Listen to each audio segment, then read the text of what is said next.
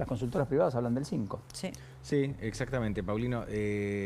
Milei ya dijo que va a vetar cualquier cosa que vaya en contra de su objetivo de mantener el presupuesto nacional equilibrado. Ahora, de acá a que ocurra esto, falta bastante y puede pasar cualquier cosa en el medio, ¿no? Realmente en este momento, en la economía argentina, que es bastante determinante de la política argentina, están pasando muchísimas cosas. Naturalmente todo el mundo está, calculo que parcialmente enterado por lo menos qué está ocurriendo con el dólar. El dólar está subiendo, ahora en un ratito vamos a explicar concretamente por qué está subiendo el dólar. Pero más allá de esto, el anuncio del último viernes, que fue, entre otras cosas, el último detonante de la suba del dólar, implica también que el Estado se tiene que ajustar un poco más el cinturón, cosa que fue una porción del anuncio que no fue tan difundida. Con lo cual, repito, el plan de Milei y de Caputo no es solo equilibrio fiscal, es también secar la plaza de pesos, que los pesos no alcancen justamente para que no se vayan a los dólares, con lo cual falta realmente bastante. No, es decir, nos quedan 2 semanas. Con el riesgo de una profundización en la recesión, porque eso finalmente lo suplís cuando hay inversión, pero si la inversión no llega porque está esperando que haya consumo y el consumo no aparece, es el huevo y la gallina. Sí, no, y es interesante lo que vos decís, sí. Antes de pasar por ahí al detalle que prometías de explicar por qué la suba de los dólares. Con mucha claridad, ¿no? lo vamos a explicar. Y del riesgo país, pero está muy bien lo que decís porque la derivación real de los anuncios del viernes es más ajuste. Pues si no hay más emisión por parte del banco, es más ajuste. Y en ese contexto, por eso todo lo otro va cobrando relevancia, porque si es más ajuste, cobra relevancia que insistan en el Congreso con un aumento jubilatorio que compromete las arcas públicas para el gobierno. Es relevante también, recién leía una nota de Francisco Jueguen, que viene más ajuste donde en AFIP, donde mañana van a cerrar o redistribuir un montón de funciones, claro, para poder achicar allí gastos, personal, reestructurar. ¿No? Entonces, todo eso se va acomodando, ¿no? En un rompecabezas que hoy está bastante complejo de armar. Perdón, buenas noches. Buenas noches. ¿Es acomodar o es desacomodar más? A ver. Si tenemos ajustes, tenemos aumentos de precios regulados, no tenemos aumentos salariales, ¿es ajustar para acomodar o es ajustar simplemente para secar la plaza? Está bueno lo que decís, Alejandro. En primer término, las jubilaciones que han perdido en la primera parte del año deberían empezar a dejar de perder por lo menos.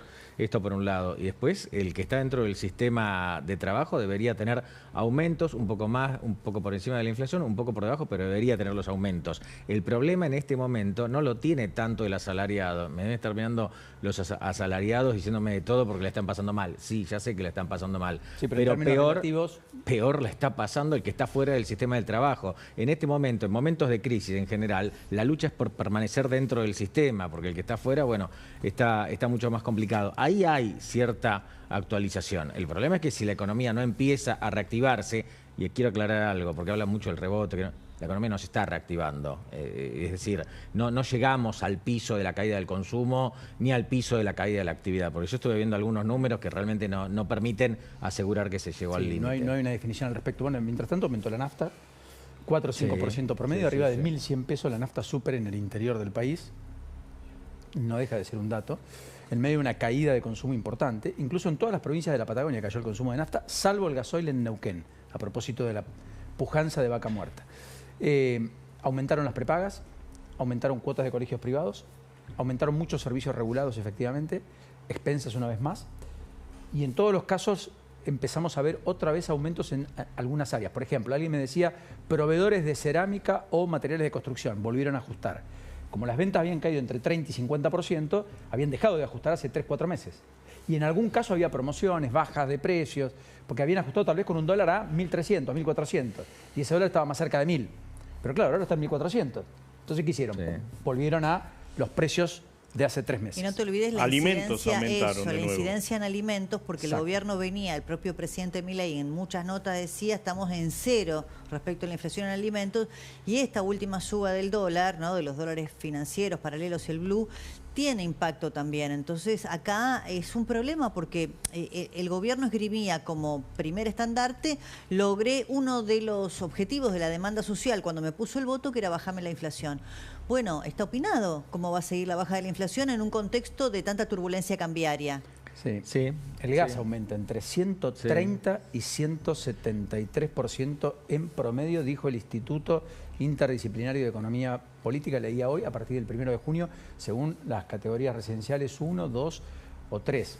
Ayúdame, Pablito, pero Sí, efectivamente son las facturas que muchos estamos viendo, que no es de queja ni nada, simplemente es, en términos de prioridades, vos tenés un bolsillo, ese bolsillo está compuesto de determinados ingresos, así como el gobierno tiene prioridades, la familia también tiene prioridades. Todos tenemos prioridades. Sí. En casa me vino el doble de gas. Es más, Sí. en muchos lugares triple y cuádruple. Y luz también. Y, y agua, perdón. Agua, yo estoy pagando Los Agua agua. aumentos- sí, y Abele también, Sí. subió mucho. Y más te va a venir en Avellaneda, ¿no? Porque ahí también aumentó la tasa, eso también hay que decirlo, ¿no? Hay muchos intendentes súper piolas que están compensando el ajuste que les hace el gobierno nacional a través de sus provincias mediante la suba de tasas, y eso no lo dice nadie. El gobierno es malo cuando aumenta los impuestos cierto. y los intendentes no dicen nada cuando Tal ellos cual. propios lo aumentan. De hecho, en Villa Regina, hoy en Río Negro, hubo rebelión porque querían aplicar la tasa vial y no pudieron. No lo pudieron imponer el Consejo Deliberante.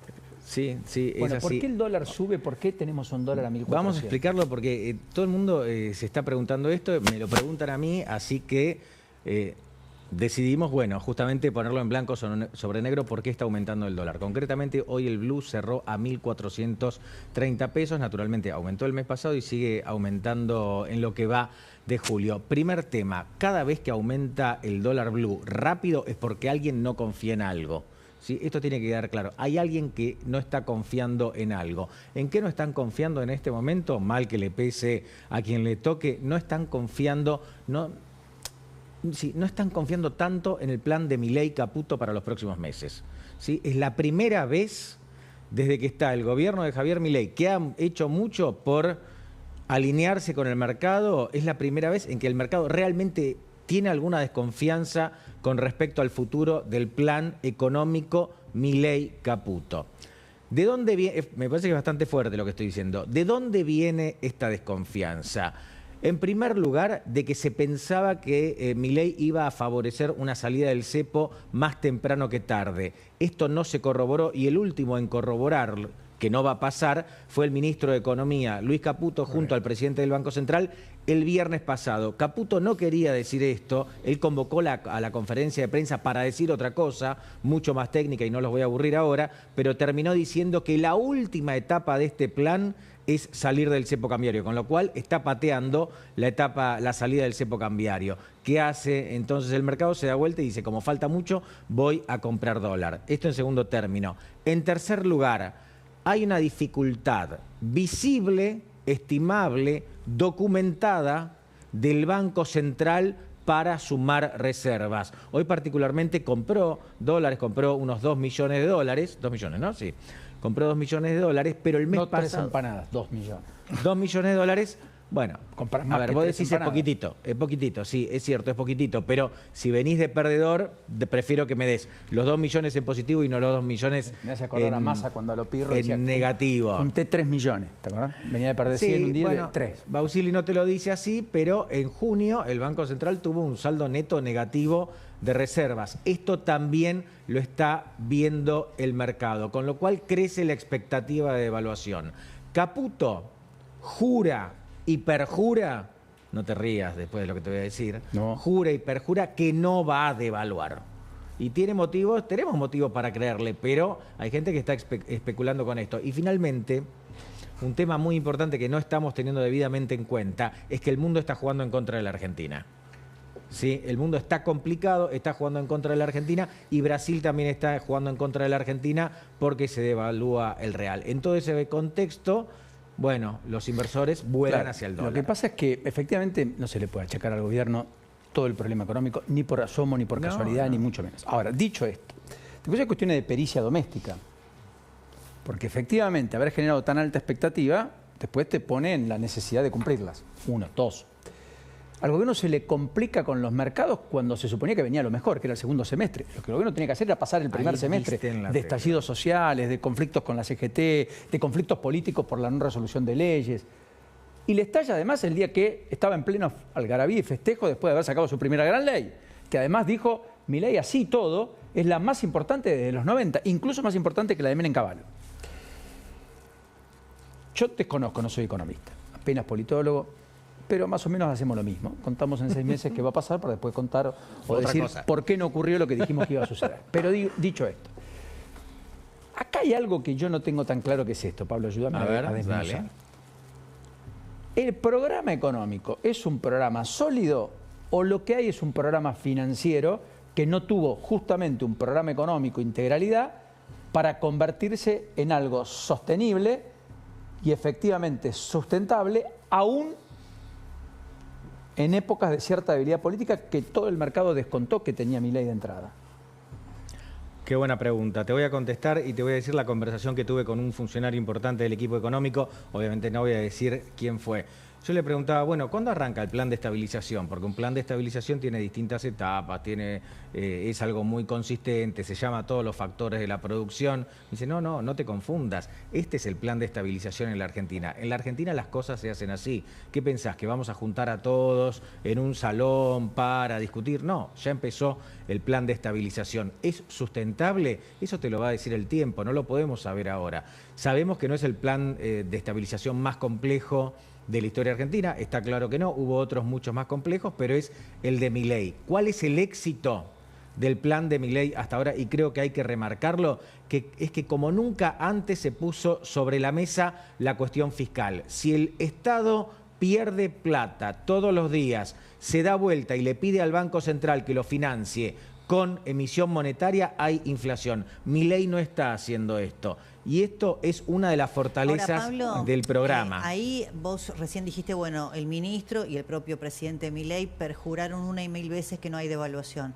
Ahí hay un punto, porque el gobierno también acusa algo que hemos escuchado mucho durante el kirchnerismo, al club de los devaluadores, Sí. ¿no? Que le están poniendo en el mercado presión para que finalmente devalúe.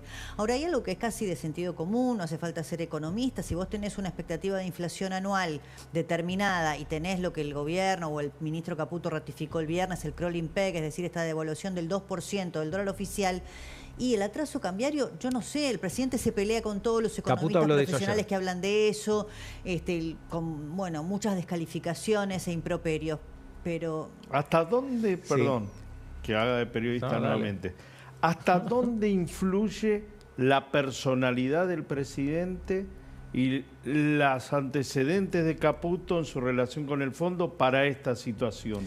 Yo creo que en este sentido está influyendo positivamente, a riesgo de equivocarme. En este sentido está influyendo positivamente porque Milei está comprometido en hacer algo que quiere el fondo y que quieren todos los economistas más o menos racionales del planeta. Hay algunos terraplanistas también, que es vos no podés tener un déficit fiscal tan grande. El Estado no puede perder plata todo el tiempo porque eso se financia o aumentándote los impuestos o tomando más deuda, pasó en una etapa del gobierno de Macri, o emitiendo a lo loco como Alberto, ¿no? Entonces, Milei no está, perdóname, Paulín, Milei no está eso haciendo está fuera de eso. discusión. Espera que tengo a Aldo Abrán, que no quiero demorarlo más, perdón, Sí, chicos. sí.